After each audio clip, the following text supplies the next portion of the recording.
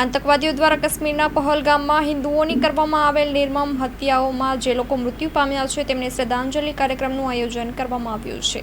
આતંકવાદીઓ દ્વારા કાશ્મીરના પહલગામમાં હિન્દુઓની કરવામાં આવેલ નિર્મમ હત્યાઓમાં જે લોકો મૃત્યુ પામ્યા છે તેમને શ્રદ્ધાંજલિ કાર્યક્રમનું આયોજન કરવામાં આવ્યું છે।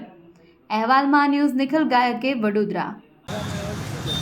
22 તારીખે આપણે જમ્મુ કાશ્મીરમાં પહલગામમાં આતંકી દ્વારા જે આપણા 26 થી 27 લોકો ઉપર હુમલો કરવામાં આવ્યો હતો અને જે માર્યા ગયા હતા એમને ચેની એક્સપ્રેસ ન્યૂઝની ટીમ દ્વારા શ્રદ્ધાંજલિનો કાર્યક્રમ નાગરવાડા 4 રસ્તા ખાતે રાખવામાં આવ્યો હતો અને ફૂલ પુષ્પથી એમનું જે શ્રદ્ધાંજલિનો કાર્યક્રમ કરવામાં આવ્યો અને જે કેન્ડલ લાઇટથી એમને શ્રદ્ધાંજલિ અર્પણ કરવામાં આવી હતી।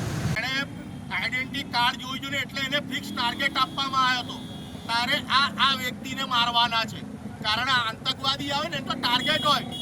AK-47 લઈને આવ્યો હતો એ 150-200 ને બી ગોળી મારી શકતો હતો એટલે એને આઈડેન્ટિટી વિચારો કે આ શું સૂચન છે, આ શું સૂચવી રહ્યું છે, શું આપણી સુરક્ષા એજન્સીમાં ખામી છે।